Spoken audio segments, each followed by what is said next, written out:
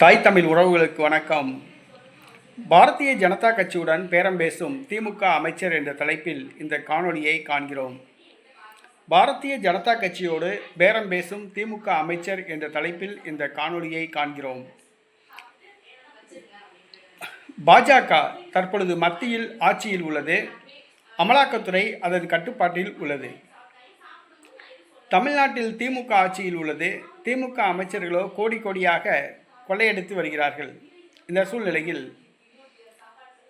மதுரையை சார்ந்த பத்திரப்பதிவுத்துறை அமைச்சர் மூர்த்தி, இவர் அமைச்சராவதற்கு முன்பு எளிய பின்புலம் கொண்டவர்தான், பரம்பரை பணக்காரர் கிடையாது. ஆனால் இந்த 4 ஆண்டுகளில் ஏறத்தாழ 1 லட்சம் கோடி ரூபாய் அளவுக்கு சொத்து சேர்த்ததாக கூறப்படுகிறது.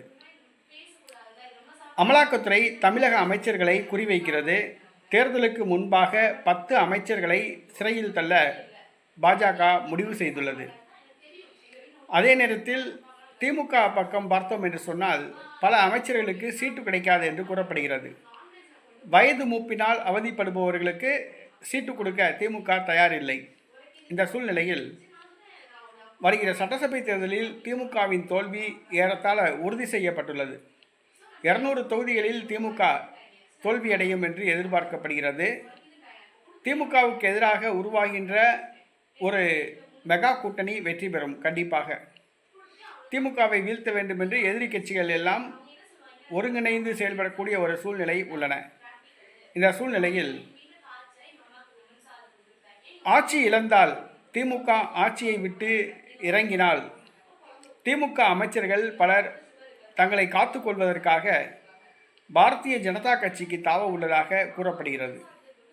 அதில் ஒருவர் மூர்த்தி என்று கூறப்படுகிறது. பத்திரப்பதிவுத்துறை அமைச்சர் மூர்த்தி பாஜகவுக்கு தாவலாம் என்று எதிர்பார்க்கப்படுகிறது. இதற்காக பாரதிய ஜனதா கட்சியுடன் அவர் பேரம் பேசுவதாக கூறப்படுகிறது.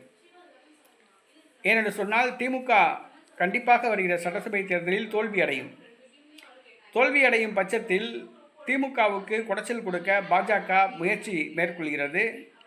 திமுக அமைச்சர்கள் வீடுகளில் அமலாக்கத்துறை சோதனை நடத்தி அவர்களை சிறையில் அடைக்க திட்டமிட்டுள்ளது. சொத்துக்களை பறிமுதல் செய்ய திட்டமிட்டுள்ளது.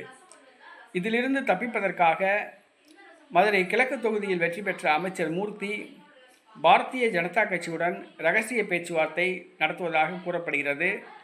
தேர்தலுக்கு பின் திமுக ஆட்சியை இழந்தால் அமைச்சர் மூர்த்தி பாரதிய ஜனதா கட்சியில் இணைவார், தன்னை காத்துக்கொள்வதற்காகவும் தன்னுடைய சொத்துக்களை காப்பாற்றிக் கொள்வதாகவும் என்று கூறப்படுகிறது. தேர்தலுக்கு இன்னும் ஓராண்டு காலம் இருக்கிறது.